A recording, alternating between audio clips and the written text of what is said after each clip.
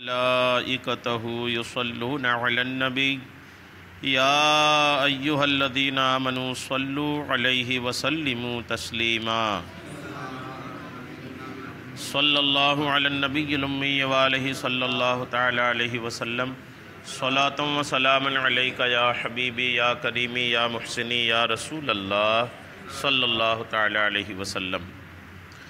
باب التواضع، یہ باب ہے عاجزی کے بارے میں۔ حدثنا مالک بن اسماعیل قال حدثنا زہیر حدثنا حمید عن انس کان للنبی صلی اللہ تعالی علیہ وسلم ناقۃ۔ حدثنی محمد قال اخبرنا الفزاری و ابو خالد الاحمر عن حمید الطویل عن انس قال كانت ناقۃ لرسول اللہ صلی اللہ تعالی علیہ وسلم تسمى العزبا وكانت لا تسبق فجاء اعرابي على قعود له فسبقها فاشتد ذلك على المسلمين وقالوا سبقت الأضباء فقال رسول الله صلى الله تعالى عليه وسلم ان حقا على الله الا يرفع شيء من الدنيا الا وزعه۔ اللہ تبارک و تعالیٰ کا لاکھ لاکھ شکر احسان ہے کہ رب کی دی ہوئی توفیق سے ہم اور آپ قرآن پاک کے بعد سب سے معتبر کتاب بخاری شریف کے درس میں حاضر ہیں۔ اللہ تعالیٰ آقا کریم علیہ السلام کی حدیثیں سننے سے زیادہ عمل کی توفیق عطا فرمائے۔ آج کے درس میں کتاب الرقاق کا جو پہلا باب ہے، امام بخاری نے باب کا نام رکھا باب التواضع۔ یہ باب ہے عاجزی کے بارے میں۔ عاجزی کس کو کہتے ہیں؟ خود کو بڑا نہیں سمجھنا۔ دوسرا آپ کو بڑا کہتا ہے، دوسرا آپ کو عزت دیتا ہے، وہ کوئی بات نہیں ہے، وہ خراب چیز نہیں ہے۔ لیکن آدمی کا خود کو عزت کے لائق سمجھنا یہ اچھی چیز نہیں ہے، اور خود کو ایسا سمجھنا، خود کو کمتر سمجھنا، خود کو عزت کے لائق صاحب حیثیت خود کو اپنی ذات کو نہیں سمجھنا، اس کو بولتے ہیں عاجزی۔ اسلام اس کو بہت پسند کرتا ہے۔ اسلام کے نزدیک ایک بہت پیاری چیز ہے۔ اچھا، ایک بات کا خلاصہ کر دوں میں، آج رمضان کی 21 تاریخ ہے، 21واں روزہ ہے، اور آج الحمدللہ داماد مصطفیٰ سرتاج فاطمہ حضرت سیدنا امیر المومنین علی رضی اللہ تعالیٰ عنہ کی یوم شہادت کا دن ہے۔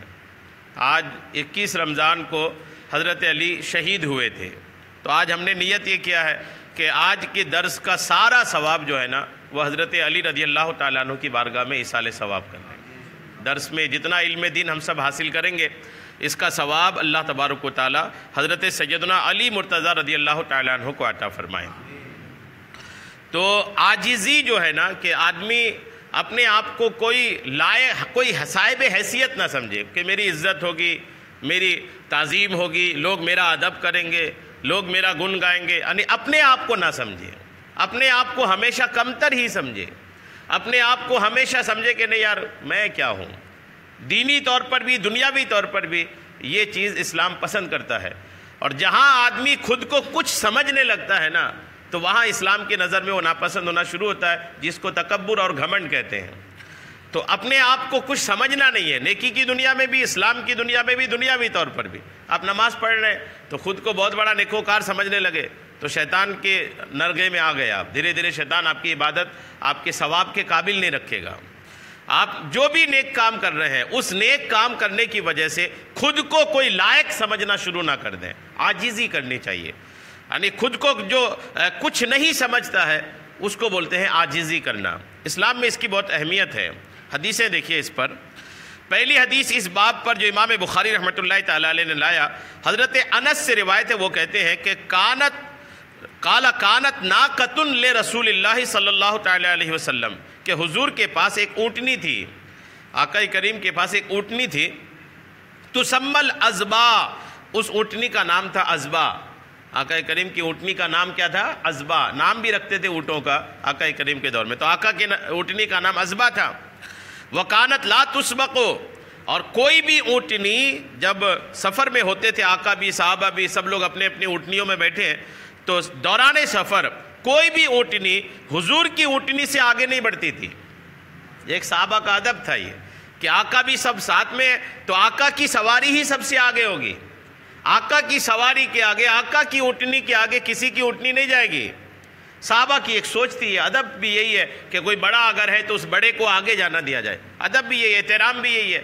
اگر کوئی بھی بڑا آپ کے ساتھ ہے تو آپ بڑے کو آگے جانے دیں, چاہے آپ کے قوم کے, سماج کے, کوئی اپنے عمر دراز ہوتے ہیں تو ادب کرنی چاہیے. تو آقا کا بھی, صحابہ کا بھی ایسے ہی معاملہ تھا کہ آقا کی اونٹنی کے آگے کسی کی اونٹنی نہیں. ایک بار ہوا یوں کہ کہیں تشریف لے جا رہے تھے, فجاء اعرابی, ایک دیہاتی آیا اور علی قعود لہ, وہ اپنی اونٹنی پر بیٹھا تھا. فسبقها, تو وہ اپنی اونٹنی کو حضور کی اونٹنی سے آگے بڑھا دیا. دیہاتی تھا. اب وہ دیہات ہی ہوتا ہے, یاد رکھیے گا. دیہات جو ہوتا ہے نا, دیہاتی ہی ہوتا ہے. آپ بھی دیہاتوں میں جاتے ہوں گے تو دیہاتیوں کے جو دین کا معاملہ ہے نا, وہ اللہ ہی رحم کرے. شہر ہوتا ہے, شہر میں علم زیادہ ہے دیہات کے مقابلے میں. حضور نے فرمایا تھا کہ دیہات میں رہنا ظلم ہے, دیہات میں بڑے معاملات ہیں. تو یہ ایک دیہاتی آیا, وہ شہری تو تھا نہیں. مدینہ پاک کی شہر کے جو مسلمان تھے ان کی بات ہی الگ تھی. اب یہ دیہات سے آیا, اب جو شہر میں ہوتا تھا وہ حضور کے ساتھ رہتا تھا, آداب طریقہ کار سب سیکھتے رہتے تھے. اب یہ دیہات کا تو حضور سے ملاقات بھی کم ہے, ملاقات بھی کم تو زیادہ کچھ سیکھے بھی نہیں.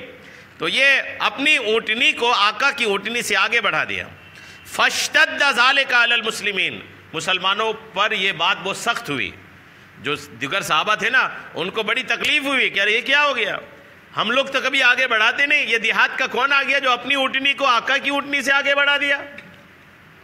وقالوا سبقت الازبا, صحابہ کہنے لگے کہ ازبا پیچھے رہ گئی, یعنی ازبا آقا کی اونٹنی, یہ اونٹنی آج پیچھے رہ گئی اور یہ دیہاتی اپنا آگے بڑھا لیا. یہ بات حضور کے کانوں تک پہنچی. جب حضور کے کانوں تک پہنچی تو حضور کی عاجزی دیکھیے, حضور علیہ السلام کی عاجزی. وہ تو پیغمبر ہیں, وہ خود کو کچھ سمجھنا چاہتے تو سمجھ سکتے تھے. وہ اللہ نے پیغمبر بنایا ان کو, اللہ نے اپنا حبیب بنایا, اپنے سارے مخلوق میں سب سے افضل بنایا. وہ چاہتے تو سوچ سکتے تھے, لیکن آقا کی عاجزی دیکھیے, خود کو کچھ نہیں سوچ رہے. کہ آقا کریم نے یہ نہیں کہا کہ وہ دیہاتی کو بلاؤ, میری اونٹنی سے آگے کیسے اس کی اونٹنی گئی, پکڑو اس کو, نہیں, ایسا کچھ بھی نہیں. صحابہ کو تکلیف ہو, آقا کو کوئی تکلیف نہیں, آقا نارمل ہیں. ایک دیہاتی کی اونٹنی آگے بڑھی تو آقا کا ریئیکشن کیا تھا دیکھیے. آقا فرماتے ہیں ان حقا علی اللہ اللہ یرفع شیء من الدنیا الا وضعہ. آقا فرماتے ہیں کہ اللہ کا یہ حق ہے کہ اگر وہ دنیا میں کسی چیز کو بڑھاوا دیتا ہے تو اس کو نیچے بھی کرتا ہے. یہ اللہ کا حق ہے, یہ کہ اللہ دنیا میں اگر کسی چیز کو عروج دیتا ہے تو اس کو ایک وقت ایسا بھی آتا ہے کہ اس کو نیچے آنا پڑتا ہے. آقا نے ایک بہت پیارا جملہ ارشاد فرما دیا کہ تم لوگ سوچ رہے ہو میری اٹھنے کے بارے میں, ٹھیک ہے, لیکن اللہ کا قانون ہے یہ کہ اگر کسی چیز کو عفان ملتا ہے نا تو ایک وقت ایسا آتا ہے کہ اس کو نیچے بھی آنا پڑتا ہے. ہر عروج کو زوال ہے. اردو کا ایک بہت مشہور مقولہ ہے, ہر عروج کو زوال ہے, یعنی ہر بلندی کو نیچے آنا ہے. جی ہاں, دنیا بھی یہ دیکھے, آج دنیا میں طاقت کے بلبوتے پر, شہرت اور تعداد کے بلبوتے پر اور اپنی حکومت کے بلبوتے پر جو کچھ کرتے ہیں نا, ان کو بھی سمجھ میں آنا چاہیے کہ بڑی بڑی سلطنتیں چلی گئی اور ہر عروج جو ہوتا ہے نا, ہر عفان جو ہوتا ہے, ایک نہ ایک دن اس کو نیچے آنا پڑتا ہے. تو آقا کریم کی عاجزی دیکھیے. آقا علیہ السلام نے وہاں ایک قانون بتا دیا, اللہ کریم کا ایک حق بتا دیا کہ تمہیں پریشان نہیں ہونا کہ کسی کی اونٹنی آگے ہو گئی. اللہ کا قانون ہے یہ کہ جو بھی آگے ہوتا ہے اس کو ایک بار نیچے ہونا پڑتا ہے. اس کا مطلب یہ نہیں کہ آقا کریم علیہ الصلاۃ والتسلیم کا جو یہ اونٹنی کا معاملہ تھا, آقا اشارہ فرما رہے تھے کہ تم اس اونٹنی کی وجہ سے پریشان نہیں ہو, ہرگز پریشان نہیں ہو, ہر عفان کو نیچے آنا پڑتا ہے. اس سے کیا سمجھ میں آیا؟ آقا کریم کو ذرا بھی گھمنڈ نہیں تھا, ذرا بھی تکبر نہیں تھا. آج کسی نیتا کے آگے کوئی چل لے تو نیتا پریشان ہو جائے, وہ تو ڈانٹ کے پیچھے کر دے. جی ہاں, خاص کر کے کیمرے جب چلتے ہوں تب تو دیکھیں کہ یار سامنے ہی اپنے کو دکھانا ہونا رہتا ہے. لیکن الحمدللہ کائنات کے امام ہیں آقا کریم علیہ السلام. ایک اونٹنی آپ سے آگے بڑھ گئی, آقا کو کوئی تکلیف نہیں ہوئی. صحابہ کو تکلیف ہوئی تو آقا نے صحابہ کو ایک قانون بتا دیا کہ تمہیں پریشان نہیں ہونا ہے. الحمدللہ کیا عاجزی ہے آقا کریم علیہ السلام کی. عاجزی پر کچھ باتیں سنتے ہیں, چونکہ آج کل یہ بڑا میٹر ہو گیا ہے مسلمانوں میں کہ عاجزی کا معاملہ ختم ہوتا چلا جا رہا ہے. ہر آدمی کچھ نہ کچھ اپنے آپ کو سمجھتا ہے, اور ذرا سا ان کے اسٹیٹس کے خلاف ہو گیا, ذرا سا ان کے مان سمان کے خلاف ہو گیا تو جھگڑے کھڑے ہو جاتے ہیں, رشتے ختم ہو جاتے ہیں. مان سمان تو آدمی ایسا لے لیا ہے مان سمان کو کہ بس یہ کہ میرا مان سمان تو ہونا چاہیے. میں جا رہا ہوں, جس سے لوگ لڑکا والے بھی شادی کرتے ہیں, لائیں گے 200-250 باراتی اور لڑکی والوں کو کہ بس ہمارے مہمانوں کی عزت رکھ لینا. ارے تم 200-250 لاؤ گے، لڑکی والوں کی جان لینا ہے، اگر تمہیں عزت ہی چاہیے تو تعداد کم کرو، کوانٹیٹی کم کرو، لاؤ پہلے 30-40 باراتی آئیں گے، تب تو پھر آپ کے جو لڑکی والے ہیں نا تو آپ کو کھانا بھی کھلائیں گے، ایک جوڑا کپڑا بھی دے دیں گے آرام سے، اب بڑی عزت ہوگی۔ یہ ان کو تعداد بھی بڑھانا ہے اور عزت بھی چاہنی ہے، کھانے کا آرڈر بھی خود بھی کرتے ہیں کہ یار یہ کھانا ہو، آپ ہوٹل نہیں جا رہے ہیں، کسی کے یہاں مہمان جا رہے ہیں۔ پتہ نہیں لوگوں کو شادی کو لے کر کے کیا ہو گیا ہے، لڑکی والوں کی جان دبانے کے لیے چکر میں رہتے ہیں۔ اللہ کرم فرمائے آپ کبھی نہ کریے گا ایسا، باراتی دکھانا، کوئی باراتی کی کوانٹیٹی بڑھانا یہ کوئی عقل مندی نہیں ہے۔ اگر آپ کو کھلانا ہے تو آپ کے یہاں ولیمہ بھی تو ہونا ہے، ولیمے میں دعوت کر کے کھلائیے، تب سمجھ میں آئے کہ یار آپ کو کھلانا آتا ہے۔ ولیمے میں چن کے دعوت دیں اور بارات کرے تو تم بھی چلو، ہمارے دوست ہیں، بولے کیا کہیں گے، کیا نہیں کہیں گے، اللہ کیا کہے گا، اللہ کے رسول کیا کہیں گے، یہ سمجھنا چاہیے۔ تو بہرحال یہ کہ اپنا جو مان سمان ہے نا، لوگ اپنا مان سمان خود جو چاہتے ہیں نا کہ میرا مان سمان ہو، یہ تباہی کا جڑ ہے، یہی بربادی کا جڑ ہے۔ اپنا مان سمان خود کیوں چاہے، دوسرا کوئی مان سمان دے رہا ہے استقبال ہے، دوسرا کوئی آپ کی عزت کر رہا ہے تو خوش آمدید ہے، لیکن خود آدمی اپنے طور پر چاہتا ہے کہ یار میرا مان سمان ہو، یہ اچھی چیز نہیں ہے، اس کے خلاف ہے اسلام۔ اسلام کہتا ہے آپ عاجزی اپناؤ۔ نبی کریم علیہ السلام کا فرمان ہے کہ اللہ تعالیٰ عفو درگزر کے ذریعے، عفو درگزر مطلب معاف کرنے کے ذریعے بندے کی عزت کو بڑھاتا ہے۔ بندہ معاف کرے اللہ عزت بڑھاتا ہے، اور جو اللہ تعالیٰ کی رضا کی خاطر عاجزی کرتا ہے تو اللہ تعالیٰ اسے بلند فرماتا ہے۔ آپ خود کو چھوٹا پیش کیجئے نا، اللہ آپ کو بڑھا دے گا۔ بندہ خود کو چھوٹا پیش کرے، بندہ ہے نا ہم جب بندہ ہے تو ہم تکبر و گھمنڈ کیوں کرے؟ نبی فرماتے ہیں بندہ خود کو چھوٹا پیش کرے اللہ کریم اسے اوپر کر دیتا ہے، اور جہاں بندہ خود کو اوپر سمجھنے لگتا ہے نا تو اللہ کریم اسے نیچے کر دیتا ہے۔ فرمان نبوی ہے کوئی آدمی ایسا نہیں مگر اس کے ساتھ 2 فرشتے ہیں، اور انسان پر فہم و فراست کا نور ہوتا ہے، یعنی عقل مندی کا نور ہوتا ہے، جس سے وہ فرشتے اس کے ساتھ رہتے ہیں۔ پس اگر وہ انسان تکبر کرتا ہے تو وہ اس سے حکمت چھین لیتے ہیں، وہ فرشتے ان سے عقل مندی چھین لیتے ہیں اور کہتے ہیں اے اللہ اسے سرنگو کر دے، اسے خراب کر دے۔ اور اگر انسان عاجزی کرتا ہے تو فرشتہ کہتا ہے اے اللہ اسے سربلندی عطا فرما دے۔ 2 فرشتے ہر وقت ایک انسان کے ساتھ، انسان تکبر کیا، وہ فرشتہ اللہ کی بارگاہ میں کہتا ہے مولا اس کو نیچا دکھا دے۔ وہ انسان عاجزی کرتا ہے تو فرشتے اللہ کی بارگاہ میں عرض کرتے مولا اسے سربلندی عطا فرما دے۔ تو جو چاہیے وہ آپشن میں جمع ہے۔ آقا کریم علیہ السلام فرماتے ہیں کہ اس کے لیے خوشخبری ہے جس نے مالداری میں عاجزی کی، جی ان کے لیے خوشخبری ہے۔ غریب آدمی تو عاجزی کر ہی لیتا ہے، غریب آدمی فرش پہ بھی بیٹھ جایا اور کرسی ملی تو ملی نہیں تو کھڑا رہ گیا، لیکن عاجزی اصل امیر آدمی کا ہے، جن کے پاس دولت ہے، مال ہے، شہر میں جان پہچان ہے، ایسا آدمی عاجزی کرے نا تب ہے مزے کی بات۔ آقا کریم نے فرمایا کلیئر طور پر کہ آج اللہ تبارک و تعالیٰ کی طرف سے بشارت اور خوشخبری ہے اس بندے کے لیے کہ جو عاجزی مالداری میں کرے، مالدار آدمی ہے لیکن پھر بھی عاجزی کر رہا ہے۔ کسی کے یہاں گیا کہ اگر نہیں ملی کرسی تو مسکرا کر کھڑے ہو گئے، کوئی دقت نہیں، کھڑا ہو۔ اچھی کرسی نہیں ملی تو نیچے بیٹھنے کا ہے تو نیچے ہی بیٹھ گئے۔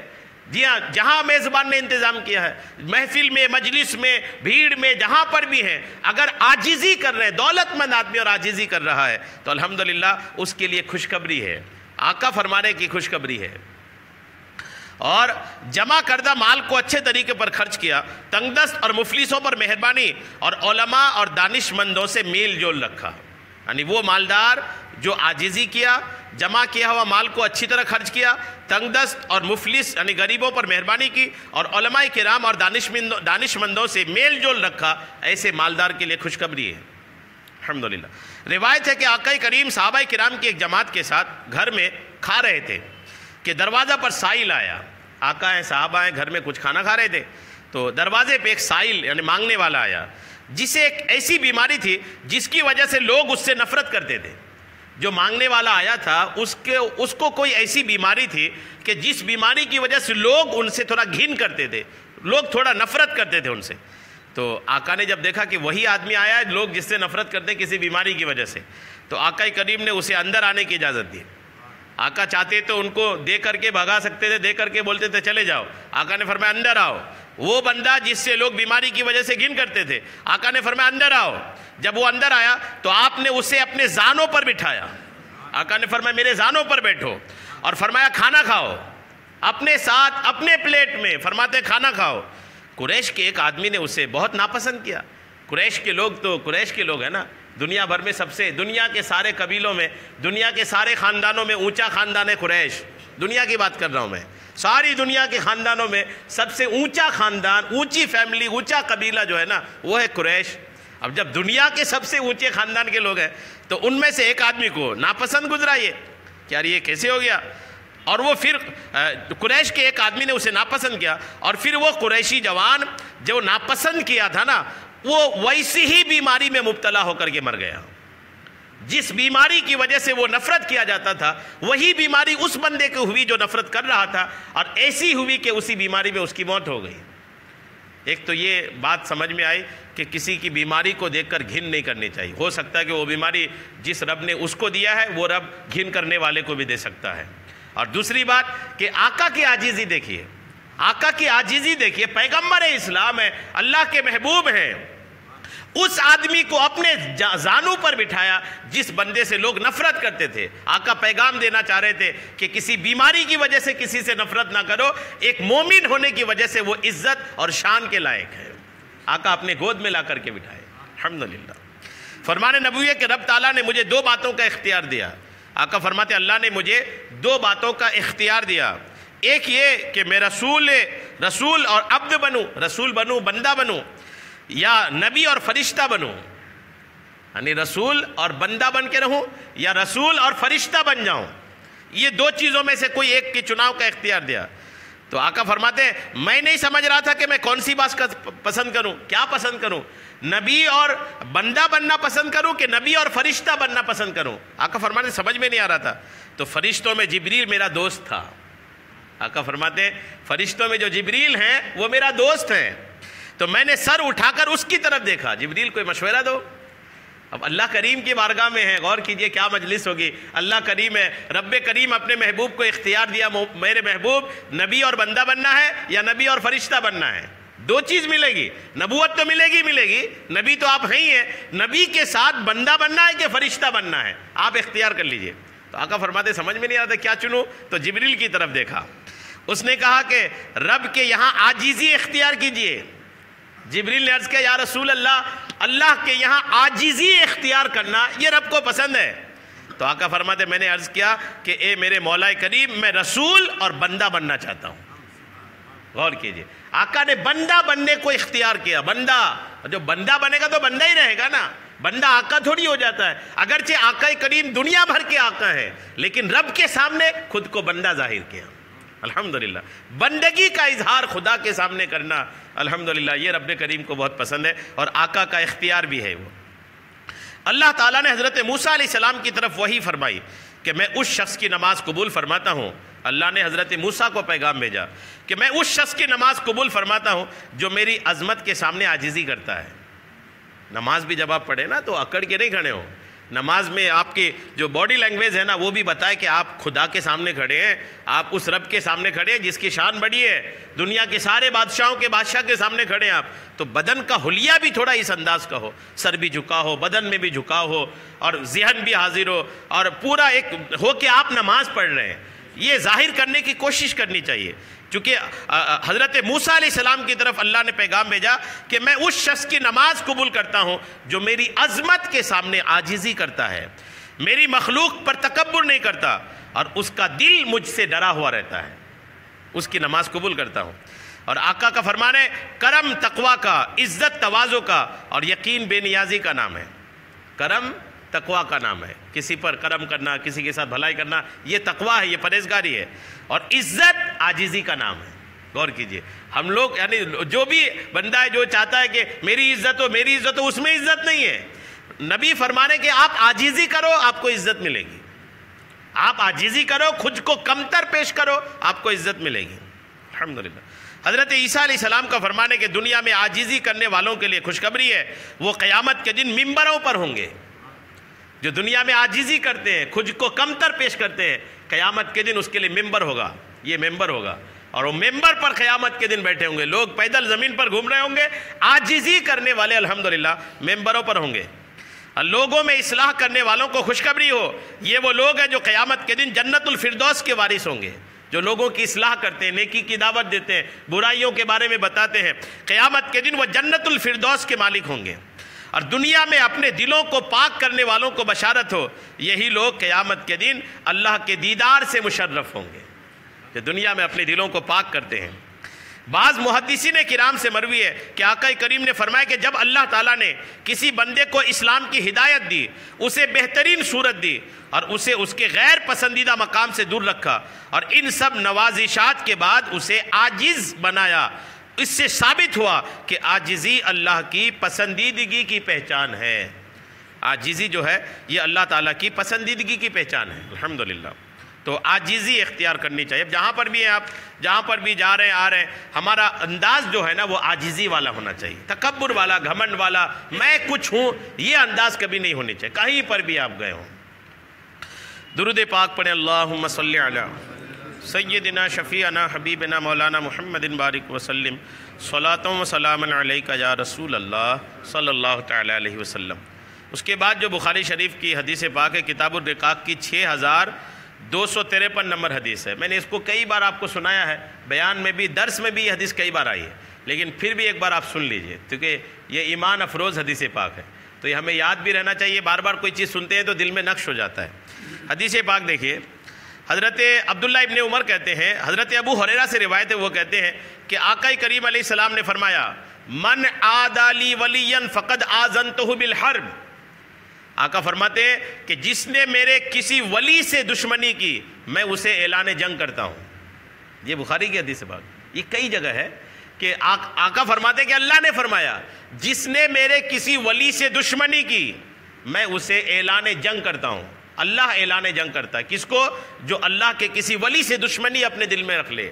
تو اللہ کے ولیوں کی بڑی شان ہے، اللہ کے ولی کی عظمت بیان کرنی چاہیے۔ آپ کسی اللہ کے ولی کو نہیں مانتے تو کم سے کم اس کی برائی بھی نہ کریں۔ اگر اللہ کے ولی کے خلاف کچھ بات ذہن پہ آئی تو یقین مانیں کہ آپ نے اللہ کے اعلان جنگ کو قبول کیا ہے۔ خدا کے اعلان جنگ کو قبول کرنے والے کی تو دنیا آخرت سب تو ایسی تباہ ہوگی کہ قیامت میں لوگ دیکھتے رہیں گے۔ تو اللہ کے اولیاء کرام کی عظمت و شان بیان کرنی چاہیے، احترام کرنی چاہیے، عزت کرنی چاہیے۔ کبھی بھی کسی ولی کے بارے میں اناپ شناپ اپنی زبان پہ نہیں لانی چاہیے۔ آپ کو نہیں آتا ہے تو بولیں نہیں، خاموش رہیں، اگر بولیں تو اچھا بولیں اولیاء کرام کے بارے میں۔ کیا فرمایا کہ من عادی لی ولیا فقد آذنتہ بالحرب، جو میرے کسی ولی سے عداوت رکھے، دشمنی رکھے، میں اسے جنگ کا اعلان کرتا ہوں۔ اور آقا آگے فرماتے ہیں کہ وما تقرب الی عبدی بشیء احب الی مما افترضت علیہ۔ اللہ فرماتا ہے کہ میرے قریب ہونے کے لیے جو میں نے بندوں کو دیا ہے، اس میں سب سے بہترین چیز وہ ہے جو میں نے ان پر فرض کیا ہے۔ میرا قریب ہونا ہے، اللہ فرماتا ہے میرا قریب ہونا ہے، تو اس کے لیے سب سے بہتر چیز یہ ہے کہ جو میں نے ان پر فرض کیا ہے۔ فرض کیا ہے؟ نماز، روزہ، حج، زکوٰۃ۔ یہ جو فرض ہیں، یہ فرائض جو ہیں اللہ کے قریب ہونے کا سب سے بہتر ذریعہ ہے۔ سب سے بہتر ذریعہ اللہ کے قریب ہونے کا یہ ہے۔ جی ہاں، اس کو لے لیجئے۔ ہمارے یہاں دوسری چیزوں میں بہت ٹائم لگا دیں گے، فرض نمازوں میں ٹائم نہیں ہے۔ جی ہاں، فرائض کے لیے ہمارے پاس زیادہ وقت ہونا چاہیے۔ فرائض کے علاوہ دیگر چیزوں کو چھوڑو، دیگر چیزوں کو دیکھو تو اس میں بڑا آدمی عقیدت کے ساتھ، محبت کے ساتھ، اس کے ساتھ، اس کے ساتھ، لیکن جب بات آئی فرائض کی تو آدمی سست پڑ جاتا ہے۔ جی ہاں، ایسا نہیں ہونی چاہیے۔ دیگر جو چیزیں ہیں، جو بھی اچھی چیزیں اس کو کریں، لیکن اس کو اتنی اہمیت نہ دیں کہ فرض پیچھے رہ جائے۔ جیسے کئی علاقوں میں فاتحہ آدھا پون گھنٹے کی ہوتی ہے۔ جی ہاں، فاتحہ ہی پڑھ رہے ہیں، ہے نا، پھر سلام میں کھڑے ہوئے تو 2-3 طرح کے سلام بھی ہو رہا ہے۔ ٹھیک ہے، اچھی چیز ہے، لیکن وہی آدمی جب نماز کرنے آ رہے ہیں تو فرض کے بعد سنت بڑی مشکل سے پڑھ رہے ہیں، سنت کے بعد نفل تو پڑھے ہی نہیں، چلے گئے مسجد چھوڑ کر کے۔ بات یہاں بالکل اگر ایسی آتی ہے کہ آپ کس چیز کو اہمیت زیادہ دے رہے ہیں، تو آپ کی لائف اسٹائل سے سمجھ میں آنا چاہیے کہ آپ فرض نماز کو، فرض چیزوں کو زیادہ اہمیت دے رہے ہیں۔ جیسے مالدار لوگ ہیں، دولت ہے، حج کرنا فرض ہے، تو حج نہیں کر کے وہ رشتہ دار کی مدد کر رہے ہیں، وہ غریب کی مدد کر رہے ہیں، وہاں کر رہے ہیں، یہ بھی اچھی چیز ہے۔ لیکن آپ دولت مند ہیں تو اللہ نے پہلی چیز آپ پر فرض کیا ہے حج کرنا، حج چھوڑ کر کے یہاں وہاں خرچ کر رہے ہیں۔ جی ہاں، یہ بھی عجیب و غریب چیز ہے۔ زکوٰۃ دینا فرض ہے، زکوٰۃ نہیں دے رہے ہیں، یہاں وہاں دے رہے ہیں۔ وہ ہم تو بولے سال بھر دیتے رہتے ہیں، سال بھر دیتے ہیں، وہاں بھی دیے، وہاں بھی دیے، وہاں بھی دیے، بولے زکوٰۃ ادا کیے، بولے سال بھر دیتے رہتے ہیں۔ ارے کبھی حساب بھی کرو کتنا ہے آپ کے پاس، اور حساب کر کے کاؤنٹ کرو کہ یار اتنا بنتا ہے، پھر زکوٰۃ نکالو۔ یہ فرض ہے، یہاں وہاں خرچ وہ بھی اچھی چیز ہے، لیکن جو فرض ہے آپ اس کو پہلا نمبر دو۔ اس لیے اللہ کریم نے کلیئر کر دیا کہ میری بارگاہ کے قربت کے لیے سب سے بہترین چیز جو ہے وہ ہے فرائض۔ جی ہاں، فرائض سب سے اہم ہے، فرض کو اہمیت دینی چاہیے۔ آپ کے انداز زندگی سے لگے کہ آپ فرض کو زیادہ اہمیت دے رہے ہیں۔ نماز میں آئے تو ذرا جلدی آ گئے، فرض پڑھے، سنتیں پڑھی، نفل پڑھی، کچھ قضاء عمری بھی پڑھ لی، ٹائم میں کچھ کام نہیں تو مسجد میں بیٹھے رہے کہ لگے کہ مسجد میں آیا تو آدمی نماز ہی کے لیے آیا ہوگا، تو ایسا لگے کہ آپ اس کو اہمیت دے رہے ہیں۔ اور دوسری اس کے بعد آقا کریم کا یہ فرمان حدیث قدسی ہے، یہ اللہ فرماتا ہے کہ وَلَا يَزَالُ عَبْدِي يَتَقَرَّبُ إِلَيَّ بِالنَّوَافِلِ، یعنی سب سے بہتر ذریعہ تو فرائض ہے، اس کے بعد اللہ فرماتا ہے کہ میرا بندہ نفل کے ذریعے میرا قرب حاصل کرتا رہتا ہے۔ فرائض ادا کرنے کے بعد نفل میں آیا اور نفل پڑھتا رہا، میرا قریب ہوتا رہا حتی احببتہ، یہاں تک کہ میں اپنے بندے کو محبوب بنا لیتا ہوں۔ اللہ فرما رہا ہے، بندہ نہیں کہہ رہا کہ میں خدا سے محبت کرتا ہوں، خدا کہہ رہا ہے میں اپنے بندے کو محبوب بنا لیتا ہوں۔ اور اس کے بعد جب محبوب بنا لیتا ہوں تب کیا ہوتا ہے؟ فَكُنْتُ سَمْعُهُ الَّذِي يَسْمَعُ بِهِ، جب میں محبوب بنا لیتا ہوں تو اللہ فرماتا ہے کہ میں بندے کا کان ہو جاتا ہوں جس سے وہ سنتا ہے۔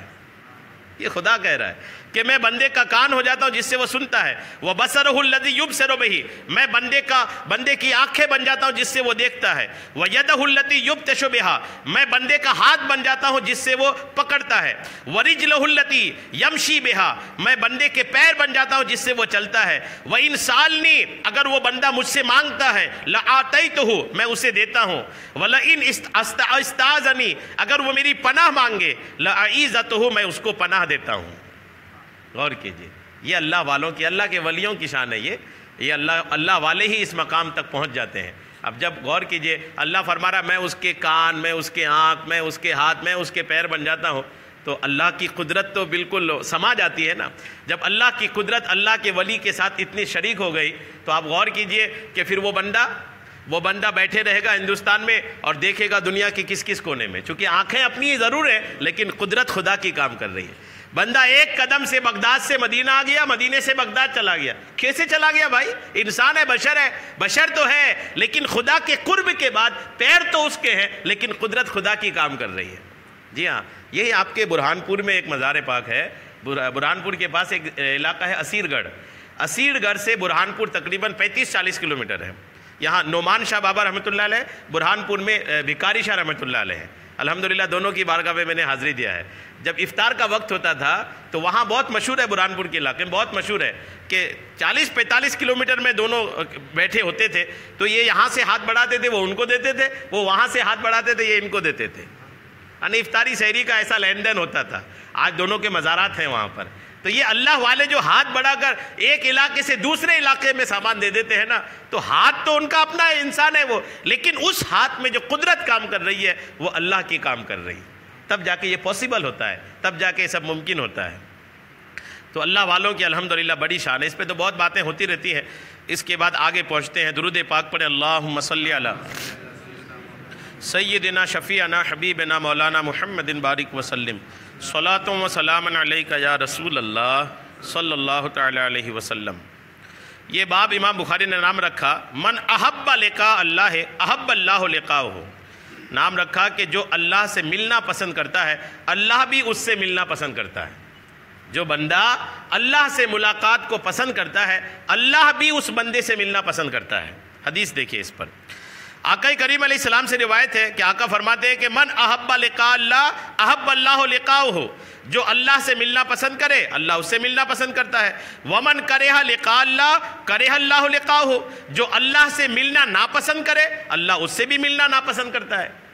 یہ دونوں بتا دیا، اللہ سے ملنا پسند ہے اللہ بھی پسند کرے گا ملنا، اللہ سے ملنا ناپسند کرے بندہ تو اللہ بھی ناپسند کرے۔ اب جب یہ بات سیدہ عائشہ نے سنی آقا کی اہلیہ نے، تو سیدہ عائشہ کہتی ہیں یا پھر کسی اور آپ کی اہلیہ نے کہی کہ انا لنکرہ الموت، یا رسول اللہ ہم میں سے سبھی کوئی موت کو ناپسند کرتے ہیں۔ اللہ سے ملنے کا کیا مطلب؟ آدمی زندگی میں تھوڑی ملے گا، اللہ سے ملنا ہے تو مرنا پڑے گا، موت کے بعد ہی خدا سے ملاقات ہوگی نا۔ تو جب حضور نے فرمایا کہ اگر اللہ سے ملنا پسند ہے تو اللہ بھی پسند کرتا ہے ملنا، تو سیدہ عائشہ نے عرض کی یا رسول اللہ سے ملنے کے لیے مرنا پڑے گا، اور ہم میں کون ہے جو مرنا پسند کرتا ہے؟ سبھی لوگ تو مرنے کو ناپسند ہی کرتے ہیں. اب جب مرنے کو ناپسند کرتے ہیں تو کہیں یہ اللہ سے ملنا ناپسند کرنا تو نہیں ہو گیا ہے نا؟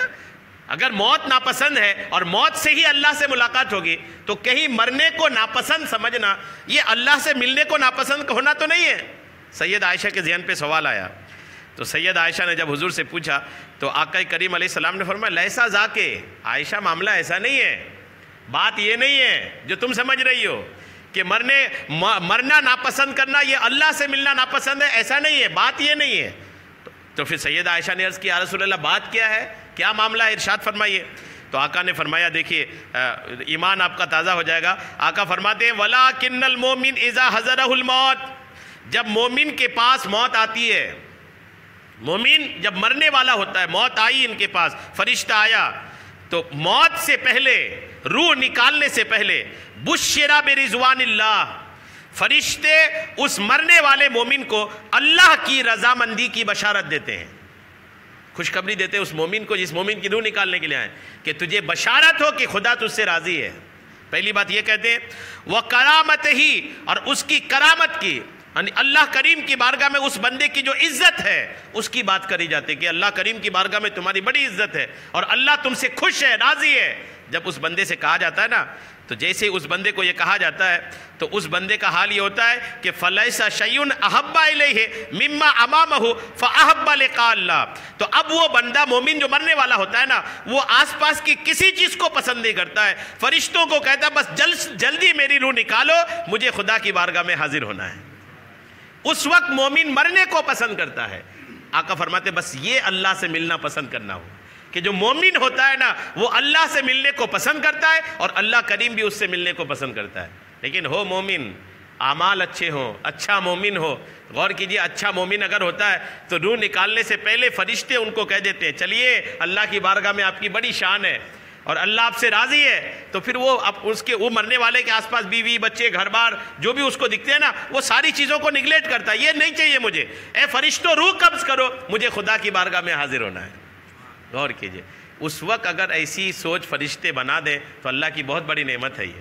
چونکہ جب موت آتی ہے سامنے نا، یا پھر ایسی طبیعت ہو جاتی ہے کہ اب موت سامنے دکھتی ہے تو دکھ تو سبھی کو ہوتا ہے کہ یار سب کچھ چھوڑنا پڑ رہا ہے. لیکن اس دکھ کی گھڑی میں فرشتے آ کر کے کہیں کہ بشارت ہو خدا تم سے راضی ہے، خدا کی بارگاہ میں تمہاری شان ہے، تو بندہ یہ سارا دکھ اس کا ختم ہو جاتا ہے اور ان کو دکھتا ہے میرے رب کریم کی بارگاہ کہ چلو مجھے لے کے چلو اللہ کی بارگاہ میں.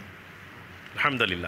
تو ایسا ہوتا ہے وَإِنَّ الْكَافِرُ، اور جو مشرک ہوتا ہے، جو ایمان جن کے پاس نہیں ہے، جب اذا حضرا، جب ان کے پاس موت آتی ہے، مشرکین کے پاس جب موت آتی ہے تو بشرا بعذاب اللہ، انہیں اللہ کی عذاب کی بات کہی جاتی ہے. چلو تمہیں عذاب ہونا ہے.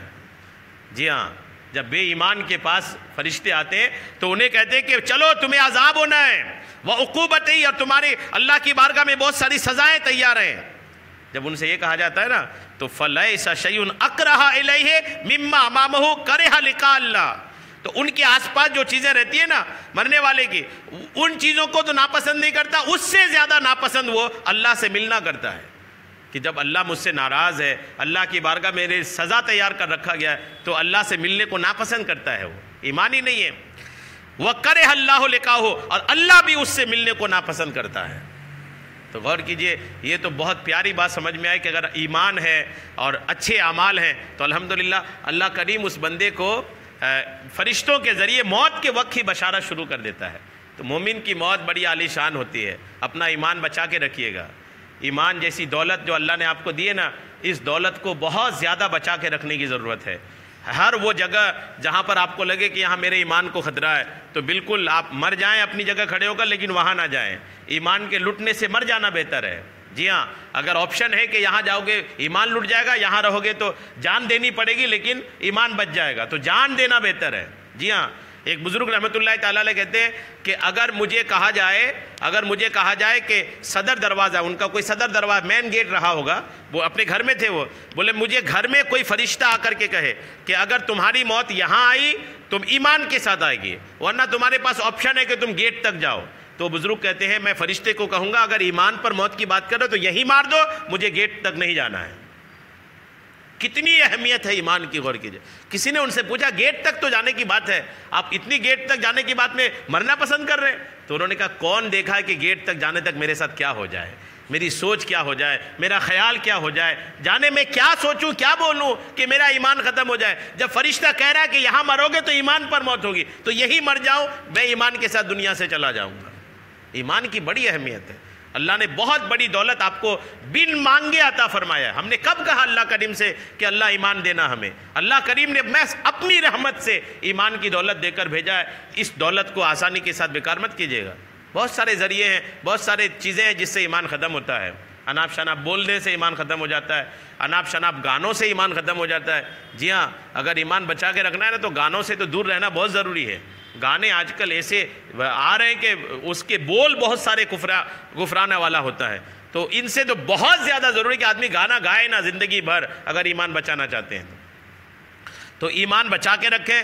ایمان اگر سلامت رہا تو آخرت الحمدللہ ہمارے لیے ہی تیار کر رکھا ہے اللہ نے۔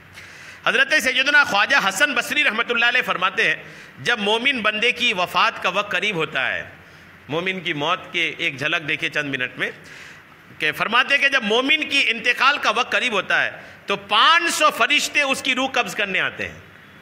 کتنے فرشتے؟ ملک الموت ایک مین فرشتہ تو ہے ہی ہے، ان کے ساتھ 500 فرشتے آتے ہیں اور اسے آسمان دنیا کی طرف لے جاتے ہیں، اس کی روح کو آسمان کی طرف لے جاتے ہیں۔ راستے میں گزرتے ہوئے مومنین کی روحوں سے اس کی ملاقات ہوتی ہے۔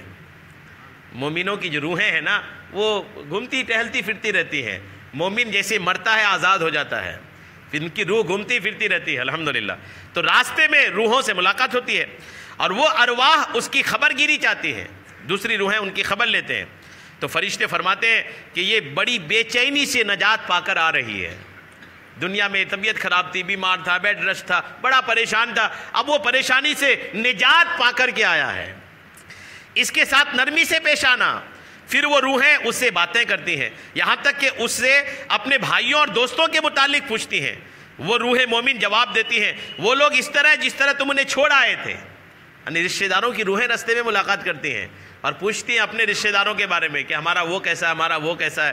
یعنی باتیں ہوتی ہیں، دنیا کی طرح باتیں ہوتی ہیں۔ یقین مانیں دنیا میں جیسے ملنے سے باتیں ہوتی ہیں نا، ویسی روحیں آپس میں ملاقات جب کرتی ہیں تو ایک دوسرے کی خبر خیریت پوچھتی ہیں۔ یہاں تک کہ وہ ایک ایسے بندے کے بارے میں اس سے پوچھتی ہیں جو اس سے پہلے مر چکا ہوتا ہے۔ وہ روح مومن کہتی ہے کیا وہ تمہارے پاس نہیں پہنچا؟ روحیں کہتی ہے کیا واقعی مر چکا ہے؟ روح مومن جواب دیتی ہے ہاں خدا کی قسم وہ تو مر چکا ہے۔ وہ روحیں کہتی ہیں پھر تو وہ نیچا دکھانے والی گود جہنم میں ڈال دیا گیا ہوگا، کیا بری گود اور کیا ہی برا گود والا۔ یعنی اگر کسی کا ایمان ختم ہو گیا اس کے ساتھ مرانا تو پھر اس روح کی کسی سے ملاقات نہیں ہوتی، جی کسی سے ملنے نہیں دیا جاتا اس کو۔ اگر ایمان ختم ہو گیا موت سے پہلے یا موت کے وقت ایمان لوٹ لیا گیا اور اس کے بے ایمانی کی حالت میں مرانا تو پھر اس کی کسی روح سے ملاقات نہیں ہوتی، فوراً اسے جہنم کی قید میں ڈال دیا جاتا ہے۔ اللہ رحم فرمائے۔ حضرت سیدنا ابو ہریرہ فرماتے ہیں کہ مومن مرنے سے پہلے خوشخبری پا لیتا ہے۔ ابھی حدیث سنے نا آپ نے، خوشخبری پا لیتا ہے۔ جب اس کی روح قبض کر لی جاتی ہے تو وہ پکارتا ہے جسے جن و انسان کے علاوہ گھر میں موجود ہر جاندار سنتا ہے۔ انسان اور جنات نہیں سنتا، روح پکارتی ہے، مرنے والا پکارتا ہے۔ انسان اور جنات کے علاوہ سب کچھ سنتے ہیں۔ وہ کہتا ہے مجھے جلدی جلدی تمام مہربانوں سے بڑھ کر مہربان اللہ کریم کی طرف لے کے چلو۔ مومن کی روح کہتی ہے میرا رب کریم سب سے مہربان ہے، جلدی کرو میری روح کو جلدی لے کے چلو خدا کی طرف۔ جب اسے تخت پر رکھا جاتا ہے، تابوت پر، آپ گہوارہ بولتے ہیں نا، جب گہوارے پر رکھا جاتا ہے تو کہتا ہے تم سست کیوں چلتے ہو، جلدی چلو۔ مومن اگر ہے تو کہتا ہے اتنا دھیرے دھیرے کیوں چل رہے ہو، جلدی چلو۔ جب اسے قبر میں رکھا جاتا ہے تو وہ اٹھ کر بیٹھ جاتا ہے، یعنی جیسے قبر پہ رکھے لوگ بند کر کے گئے، اللہ کریم روح کو واپس کرتا ہے اور واپس جب بدن پہ آتی ہے تو وہ اٹھ کر بیٹھتا ہے اور اپنا جنتی ٹھکانہ اور دیگر وعدہ کی نعمتیں قبر سے ہی الحمدللہ دیکھ لیتا ہے۔ جنت کا ٹھکانہ دیکھ لیتا ہے قبر سے ہی۔ جنت پہ جانے کو نہیں ملتا، جنت کا جانا آنا وہ قیامت کے بعد ہے، لیکن ابھی جنت کا ٹھکانہ جو ہے نا وہ دکھا دیا جاتا ہے الحمدللہ۔ اس کی قبر پھولوں اور خوشبوؤں سے بھر دی جاتی ہے اور عرض کرتا ہے یا رب مجھے آگے بھیج دے۔ ارشاد ہوتا ہے ابھی تیرا وقت نہیں ہوا، وہ جب جنت کی نعمتیں دیکھتا ہے نا انسان تو ہے عرض کرتا ہے مولا بھیج دے اس طرف جنت ہے، تو اللہ فرماتا ہے ابھی ٹائم نہیں ہوا ہے، ابھی قبر ہے، ابھی حشر ہونا ہے، حساب و کتاب ہونا ہے، پھر جنت ملے گی، ابھی وقت نہیں ہوا ہے، تیرے بہت سے بھائی بہن ابھی تیرے پاس نہیں آئے ہیں، سب کو لے کے نہ جانا ہے، ابھی بہت سارے دنیا میں ہی ہیں، ابھی قیامت نہیں آئی ہے، ٹھنڈی آنکھیں لیے سو جا، اللہ فرماتا ہے آنکھوں کو ٹھنڈی کرو، جنت کی ہوا آ رہی ہے، سو جاؤ۔ حضرت ابو ہریرہ فرماتے ہیں اس ذات کی قسم جس کے قبضے قدرت میں میری جان ہے، دنیا میں اتنی مختصر اور میٹھی نیند کبھی کوئی پیٹ بھرا آسودہ حال نوجوان بھی نہیں سویا ہوگا جتنی میٹھی نیند اس بندے کو قبر میں نصیب ہوگی، یہاں تک کہ بروز قیامت خوشخبری سننے کے لیے بیدار ہوگا۔ اتنی لمبی نیند سوئے گا کہ اب مرا قیامت کو جاگے گا، لیکن یہ نیند بڑی میٹھی ہوگی، لمبی نہیں ہو جائے گی کہ یار کیا ہو گیا، آئے قیامت آئی نہیں رہی ہے، اکتاہٹ ہو رہی، نہیں، سویا رہے گا، اور اتنی لمبی نیند کو بھی اللہ کریم اتنی چھوٹی کر دے گا اور اتنی سہانی کر دے گا کہ ان کو مزہ ہی آئے گا، الحمدللہ ان کو مزہ ہی آئے گا، اور یہ اللہ کریم سے ناممکن نہیں ہے۔ عزیر علیہ السلام 100 سال، عزیر علیہ السلام کو آپ گئے تھے ایک جگہ کتابوں میں لکھا کہ وہ 100 سال تک وہ ایسے ہی رہ گئے، روح قبض ہو گئی، 100 سال تک رہ گئے، 100 سال ان کے پاس ایک گدھا تھا، کھانے کا کچھ سامان تھا، 100 سال کے بعد اللہ نے ان کو بیدار کیا، تو اللہ نے فرمایا کتنے دن رہے؟ وہ عرض کیا مولا بس میں صبح تو آیا تھا یہاں، شام ہو رہی ہے، 100 سال گزر گئے، انہیں صبح سے شام لگ رہی ہے۔ اللہ فرماتا ہے تمہارا گدھا کیسا ہے؟ تو دیکھو بولے گدھا گڑ سل کر کے ان کی ہڈیاں تک گل گئی ہیں۔ مولا ایک دن میں کیا ہو گیا؟ اللہ نے فرمایا کھانے کی پوٹلی کھول کے دیکھو، جب کھانے کی پوٹلی کھول کے دیکھا تو کھانا تازہ ہے، یعنی 100 سال تک کھانا کو تازہ رکھا، گدھے کو مٹا دیا اور ان کے بدن کو سلامت رکھا، اور 100 سال کے بعد بیدار کیا۔ اللہ نے فرمایا بستی کی طرف جاؤ، جب بستی کی طرف گئے تو کوئی پہچان کے نہیں، 100 سال میں نسل بدل چکی تھی۔ تو اللہ کریم سے یہ ممکن ہے کہ اللہ کسی پر چاہے تو وقت لمبا کر دے اور کسی پر چاہے تو لمبا وقت سمیٹ کر کے رکھ دے۔ تو مومن مرنے کے بعد جیسی قبر میں سوئے گا نا تو اللہ کریم الحمدللہ ان کے لیے نیند کو آسان کر دے گا۔ ایک روایت سن لیں، سیدنا عبداللہ ابن عباس روایت کرتے ہیں کہ آقا کریم نے ارشاد فرمایا کوئی شخص جنت یا دوزخ میں اپنا مقام دیکھے بغیر دنیا سے رخصت نہیں ہوتا۔ جی ہاں، مرنے سے پہلے ان کا مقام ان کو دکھا دیا جاتا ہے کہ تم جنتی ہو یا جہنمی ہو، ہر بندے کو۔ پھر ارشاد فرمایا جب وہ مرنے کے قریب ہوتا ہے وہ فرشتوں کی 2 صفیں کھڑی ہو جاتی ہیں جن کے چہرے سورج کی طرح چمکتے دمکتے ہیں، صرف وہی شخص انہیں دیکھ رہا ہوتا ہے، صرف مرنے والا فرشتوں کو دیکھ رہا ہوتا ہے، اگرچہ تم یہی سمجھتے ہو کہ وہ تمہیں دیکھ رہا ہے۔ ان میں سے ہر فرشتے کے پاس جنتی کفن اور خوشبو ہوتی ہے، مومن کے پاس جو فرشتے آتے ہیں سب کے پاس جنتی کفن اور خوشبو ہوتی ہے۔ اگر مرنے والا مومن ہے تو فرشتے اسے جنت کی خوشخبری سنا کر کہتے ہیں اے ستھری جان اپنے رب کی رضا اور اس کی جنت کی طرف نکل، خدائے رحمان نے تیرے لیے انعامات اور اعزازات تیار کر رکھے ہیں جو دنیا اور اس میں موجود ہر چیز سے بہتر ہے۔ فرشتے نہایت نرمی سے اسے یہ خوشخبری سناتے رہتے ہیں اور ان کی مہربانی اور نرمی ماں سے بھی زیادہ بڑھ کر ہوتی ہے۔ پھر آہستہ آہستہ اس کے ناخن اور جوڑ سے روح نکالتے ہیں، پہلے خوشخبری سناتے ہیں، خوش کرتے ہیں، سکون دیتے ہیں، چین دیتے ہیں، پھر روح کو نکالنا شروع کرتے ہیں۔ روح تو بدن کے ذرے ذرے میں نہ ہے، تو ناخنوں سے جوڑوں سے نکالتے ہیں، ایک کے بعد ایک انگ مردہ ہوتا رہتا ہے۔ بدن مردہ اکٹھے نہیں ہوتا، کبھی مرنے والے کے پاس اگر دیکھیں نا، اور خاص کر مرنے والے کا ہاتھ آپ کے ہاتھ میں اگر ہے تو آپ کو محسوس ہوگا کہ روح نکل رہی ہے۔ جی ہاں، بدن دھیرے دھیرے مردہ ہوتا ہے، اور پھر آخری میں جب روح نکلتی ہے تو اچانک پھر پورا بدن جو ہے نا وہ بے جان ہو کر پڑا رہتا ہے، ایک ایک انگ مردہ ہوتا رہتا ہے، اور یہ سب بڑی نرمی سے روح نما ہوتا ہے۔ اگرچہ تمہیں سخت سمجھ آتا ہے یہاں تک کہ اس کی روح تھوڑی تک پہنچتی ہے، اب روح الحمدللہ جسم مومن سے نکلنے کو اتنا سخت ناپسند کرتی ہے، چنانچہ رحم مادر سے باہر نکلنے کو برا جانتا ہے۔ فرشتے اس کی روح لینے کو ایک دوسرے سے آگے بڑھتے ہیں، بالآخر حضرت ملک الموت سے لے لیتے ہیں اور پھر اس روح کو لے کر خدا کی بارگاہ میں حاضر ہوتے ہیں۔ پروسیس ہے اس کے الحمدللہ، پھر راستے ہیں، پھر اللہ کی بارگاہ میں حاضری ہے، تو یہ سب کچھ ہوتا ہے مومن کے ساتھ تو بڑا آسان ہوتا ہے، لیکن جس کا ایمان سلامت نہیں ہے، اعمال خراب ہیں، ان کے ساتھ بڑی تکلیف بھی ہوتی ہیں۔ تو اپنا ایمان سلامت رکھیے، اپنے عمل اچھے کریے، انشاءاللہ زندگی بھی اچھی رہے گی اور موت بھی اچھی رہے گی۔ اللہ کریم ہم سب کو عمل کی توفیق عطا فرمائے۔